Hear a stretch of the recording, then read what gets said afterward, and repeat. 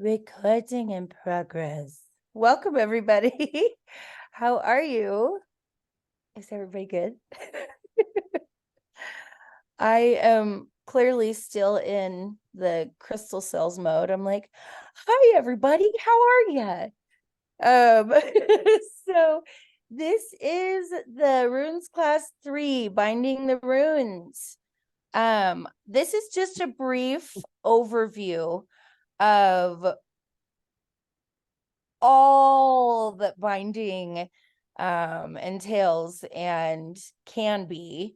There are, hundreds of thousands of different ways to bind runes based off of the fact that there are hundreds of different types of runes, depending on which rune set you're working with. Since we are working with the Elder Futhark, this will be in relation to working with the Elder Futhark. So let's get started.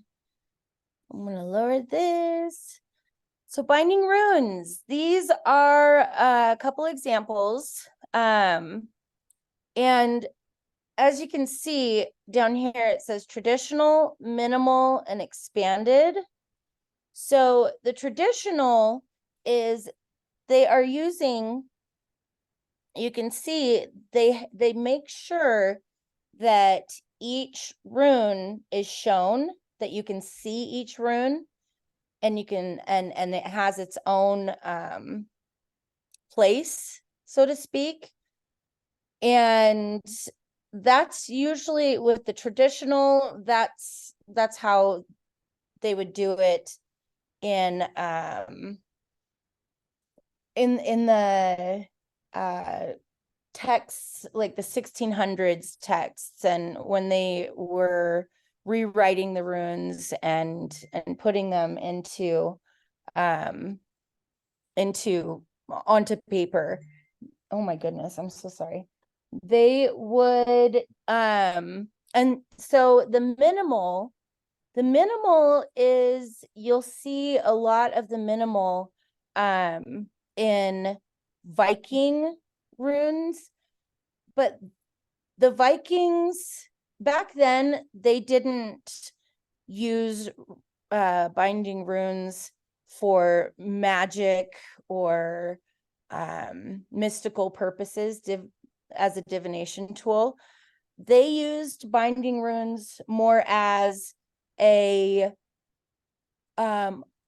decor on their shield, or they would bind the runes for the meaning itself as decor in their homes. Like they would write a bound rune over their hearth, things like that. But they wouldn't, as far as we know, they wouldn't bind the runes for divination purposes.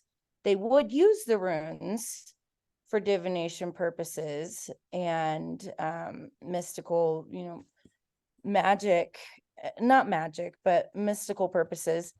But as far as the binding of the runes, that is more of a quote unquote new age thing. The expanded, as you can see, it has each rune written out fully, and they are still linked together. They are still bound, but they are the entire rune itself, along with like the other rune attached to it, or the other two runes attached to it. So you can kind of see the difference in each one as far as what they used and when and why and how. So we will get more into that right now. So types of bind runes.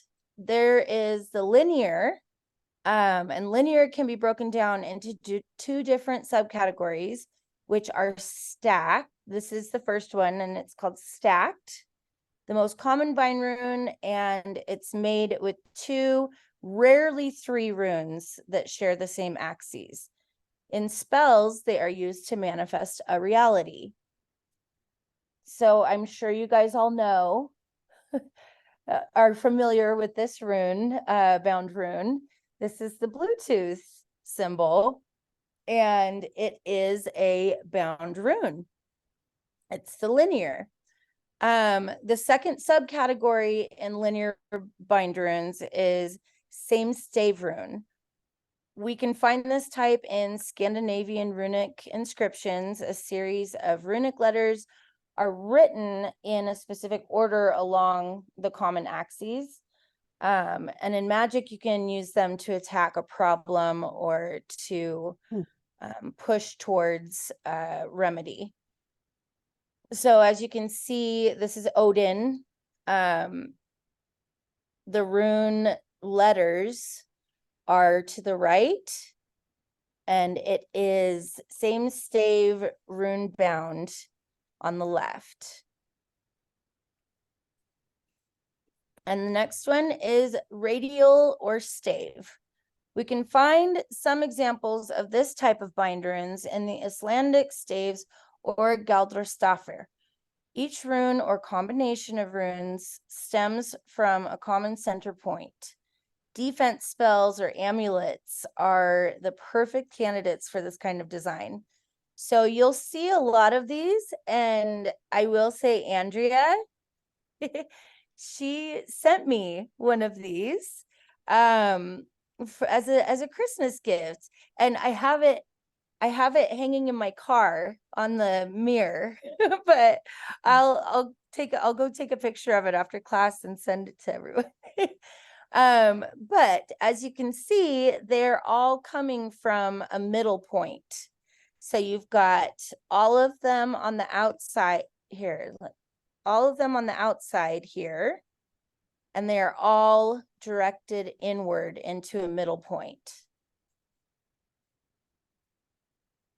Dorothy, oh yes, that item that I sent you, it's called the Awe of Helm. Awe of Helm. Yep. Yeah. Yes. And I absolutely love it. I've already gotten like 3 different people that have seen it in my car, and they're like, where did you get that? And I'm like, Canada. My good old sister in Canada. I've been to Canada a couple times, but I'm pretty proud of it. All right, so how to create bind runes. The most crucial step in this process, and most often what deters beginners the most, is to study the runes and understand their individual meanings first. We have to be careful with what runes we mix together and pay attention to the hidden characters that might appear in the final design, as they can affect the general purpose of the spell.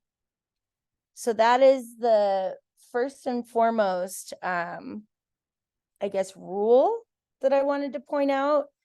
When you're working with runes, and especially binding them, since they are created so simplistically, you can easily accidentally add in these quote unquote hidden characters, and which in turn will create a completely different meaning, a completely different manifestation request, basically.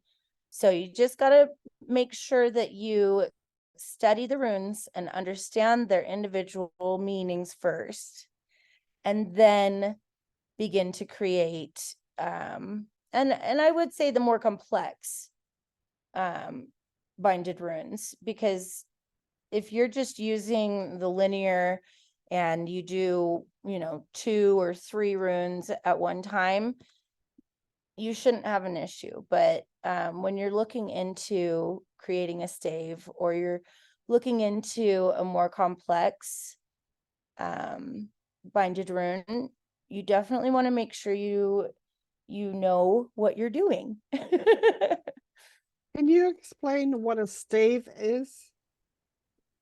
So the stave here. Ooh. So this is the radial or stave. It's basically the circular binded rune, and you'll see that a lot in, like, as I said, the Vikings. You'll see in that the Viking show, I noticed that they had a bunch of staves on all of their shields. You'll see that a lot in the I guess what people consider as Viking. So decorations, decor, movies, TV shows, you'll see the stave, which is this. Whereas this is the linear. There's the line. There's the line here. So you see how it has one axis that all of them connect to? That would be a linear. This one doesn't just have the one axis, it's got multiple, and that would be a stave. Does that make sense? Yes, thank you. Okay. So after that last serious one, I wanted to say, at the same time, don't be so afraid that you feel completely paralyzed, like you don't know what to do, and so you just give up. The best way to learn is by taking the first step and practice as much as possible. Start with a simple 2-rune sigil for a short-term goal, and try to analyze the bind runes made by others until you understand them fully yourself. So as I said before, and this is the part where I wanted to practice together, and I will show you the steps that oh, no. Oh, where are we at? Hold on just a sec. Let me find. There she is. Okay. And I'm gonna stop share, and then I'm gonna restart, maybe. Restart the share. Oh, hi, Katie. I didn't even see you come in. This thing, oh, I can't see what's going on when I try to share my screen. And so it's like, I'm just in my own little world over here, and you guys are like, hello, what is happening? Okay, can you guys see that? Oh, there we go. So these are the steps. And as I said, I turned this into a PDF file so that you guys can you can utilize them while you're doing your runes. And so step 1 is, what do you want to achieve? Before you start picking any runes, do some visualization work. Think about the goal of your spell and what steps you would need to take to achieve it. Once this is clear, the next step will be easier. Select your runes, think or read about each rune and its meaning, and select those that fit your purpose the best. Whether this is your first bind rune or you are a seasoned rune caster, it is better to not overcomplicate things. Limit your choices to 2 or 3 or 5 at most. This can be the most difficult step, as some runes have ambiguous meanings. So study different resources and take your time. Step 3, time to create your design. Pick some pen and paper up and start drawing as many combinations as you can. Don't worry too much about it being right or wrong at this point. Let your imagination fly and draw everything that comes to your mind. Once you have your sketches, I recommend giving them some time. Do something unrelated, like going for a walk. Sometimes the perfect bind rune will come to your mind out of the blue in your dreams. If this isn't the case for you, have a look at your paper again and pick the ones that speak to you the most. Study them to see if there are any hidden or reversed runes that can alter your spell. And then step 4 would be select your material. And step 4 is optional. If you feel connected to the rune that you have bound on your piece of paper, just with a pen and paper, then that's totally fine. That's perfect. With step 4, I tend to create runes, bound runes that I can use in future, use them as future reference, and come back to them when need be. But you can always write them, write the same one down or write a little bit different down next time. So that is totally, this is totally optional. But any material will do, but take some time to think about the purpose of your bind rune. If it's serving a long-term goal, you would want to select a hardy material that can stand the test of time, like wood or stone. And if it's something for the near future, regular cardboard or paper is more than enough. Take into consideration that you'll have to carry your bind rune with you or have it somewhere in sight. So picking something that is practical for you and your situation. For example, you can create a pendant and wear it as a necklace or an art piece to hang it on your walls. So here are some of the examples. The creation ritual. So these are, and again, this is all personal preference, but you have your intentions clear, your bind rune design and your materials ready. Now it's time to give your amulets its power. There isn't a fixed set of rules for this, really. The most important aspect of this step is to focus on your intent while you carve or draw your bind rune. My personal choice is to prepare a space with a candle and some incense for a calm atmosphere and meditate for 10 to 15 minutes to clear my mind. Once you are focused on the task ahead, start carving each rune of the bind rune individually until you create the final design. Think about each rune's meanings and how it's going to help you. And I always think of the situation as already happening. It's already begun to happen. That is my routine when trying to manifest things. I don't hyper focus on them. I consider them already happening and it already being in the process of happening. And that allows me to not hyper focus on it and put too much energy into it. So once you're focused on the task ahead, start carving each rune of the bind rune individually until you create the final design. I said all that.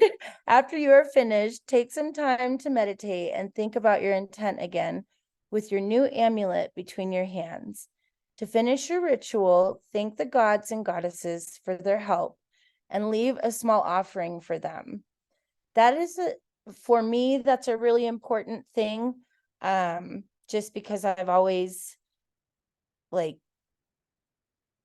feared. I've always feared Oh my God, you have to. Like you have to. But that's just from growing up in a, you know, in an atmosphere of That's always showing respect. out of respect. Exactly. Um, so using your bind rune, this is the last step, I promise. After you create your bind rune, put it somewhere where you can see it. For example, in your altar, your work desk, at your front door, carry it in your handbag. This will serve as a reminder of your goal. Keep the bind rune until you achieve it. Once you reach what you asked for, it's time to get rid of your bind rune, as it has done its job. This depends on the material, of course. If you use paper, you can simply burn it. In this case of using a harder material, you can bury it in the ground in a special place for you, under a tree or in a lake, but make sure the materials aren't polluting these spaces. Lastly, do a little ritual to thank the gods and goddesses again and leave them a little offering once again. So these are examples. And these are the ones that I was going to say you could look at for reference. And I added the hyperlink for these pictures. So you can click on these. I'm pretty sure you'll be able to, because I added the hyperlink into the PDF. So you should be able to click on these and you can see all of their meanings. This one, as it says, home protection, just as I was saying, way back, based off of what they have found from those periods of time, from the Viking era and even before the Gaelics, and they have found these bound runes. This one is for prosperity in the bowl. This one is another bowl with the love. It's a love binding rune. And then you've got the wayfinder, and that's a magical compass. And this is the stave for protection. Oh, what did I just do? Oh God. Oh no. That was a stave for protection in battle. So that, again, that's one that you will see in the movies and TV shows and whatnot on their shields. Bind rune for good health, good luck, and courage. So those are some examples. And I also, where is this guy? Let's see. Okay, I'm gonna stop that again. Oh, there it is. I love Zoom. It makes my life hell. Oh, this is so annoying. Okay, You're so not the only one. huh? You said what? You're not the only one. I, Oh I God. have a heck of a time trying to get in. Well, I'm sitting here. Uh, this is stupid. Okay. I'm trying to I just want to share my screen for Christ's sake. Like, what is going on? Okay, here we go. I think this is it. Can you guys see that? Oh, now can you see it? We can see it, but it's small. Okay. So why are you doing this? Enter full screen. Huh? Is that better? Is That's worse. that better? A little bit. So you can zoom Ooh, into there we it. are. There we are. There we are. And it is the Elder. Why is that light? Oh my God. This is the Elder Futhark cheat sheet.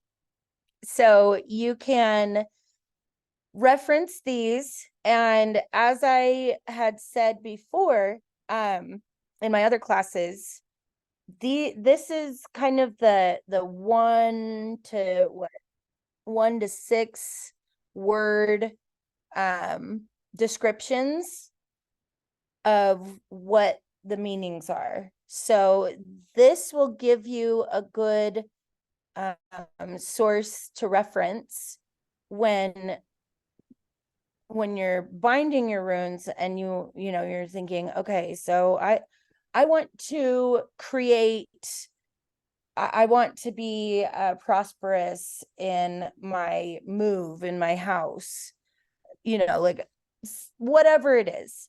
You can go through here. You've got Fehu, which has prosperity. You also have Sawulo, which is victory. So that is the and successful conclusion. So anyways, that is the part that I was saying in the steps, where some of them have similar meanings, but just a little different. So that's when you want to make sure you're reading and reviewing all of them before committing to one of them, if that makes sense. Yeah. So I can put this on the Lost Arts files page. And then stop. And then we're going to go back to this. And oh, bless you. Who was that? Sorry. Oh, honey. You got the sniffs? You got the sneefles? I've got the allergies. Ew.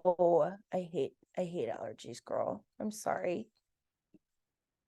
Right That before was your like the birthday? cutest little sneeze I've ever heard in my life. That was pretty damn cute. She's like, that was pretty cute. So let's get back. I hate this thing so much. Okay. I swear to God, it tries to mess with me like it's different every single time I use it, which is really stupid. Here. There it is. Oh, okay. And we're gonna go through all of them.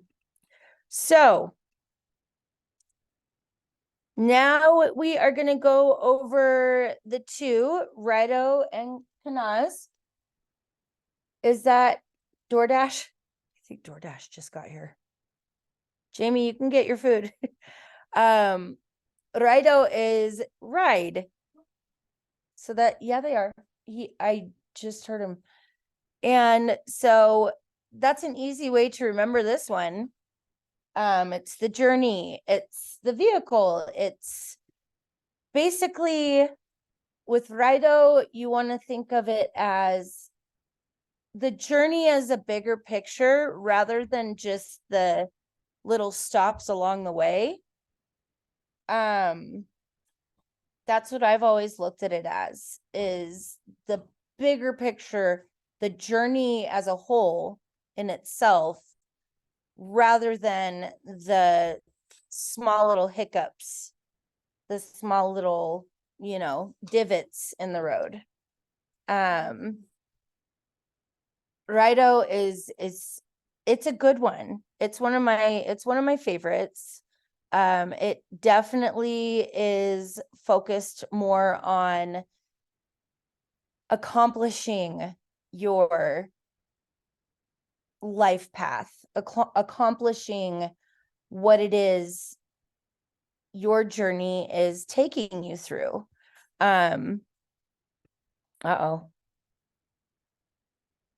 Oh, sorry. Gibo should be it definitely should be on there. Like, what? Let me look real quick. Because I might have forgot it. Oh, yeah, it is. Gibo is actually right after Kenaz on the list. And that's the next one that we're in the next class we're gonna start. So that is Raidho. And next we have Kenaz. And I found this online and I really, really, really loved this. This little excerpt about it. So to begin, I'll explain like what Kenaz is to me. I've always saw it as the torch of like the light. The light at the end of the tunnel, basically, is what I've always seen Kenaz being. Is you've gone through the struggles, you've gone through the turmoil, or you've gone through certain aspects of your life, and you are now at the torch. You are now at the light at the end of the tunnel. And obviously if it's upside down, that's the reverse. That's the reverse. And you're not finding that the torch, and there are barriers and issues in some contexts if that's the case. But so in the radiant glow of Kenaz, creativity becomes a beacon, leading us to the uncharted shores of imagination. Embrace its torch, for within its flame lies the transformative power of enlightenment. I just thought that was so, so beautiful. That is beautiful. I'm like, I kind of want that like tatted on my back. Real talk though. Excuse me. So yeah, so it's enlightenment, knowledge, comprehension, insight, illumination, calling, purpose, idea. It's the torch. It's literally you seeing the light at the end of the tunnel, or you creating your own light with the torch that we all have within. So let me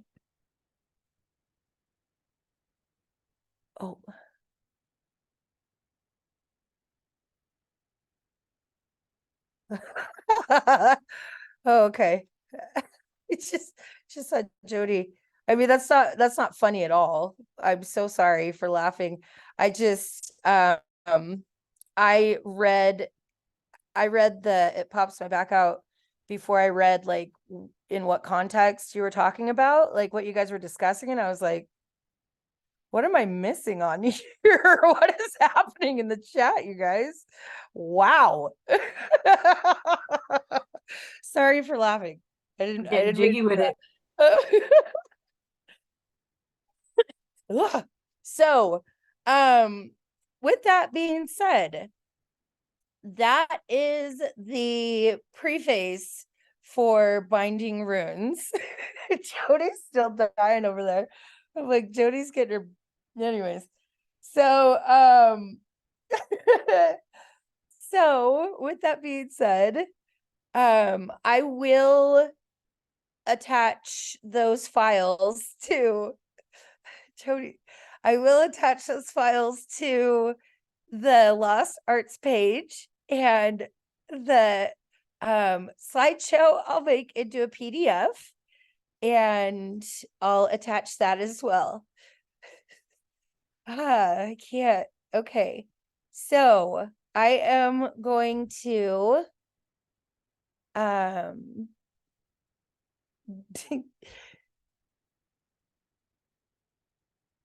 and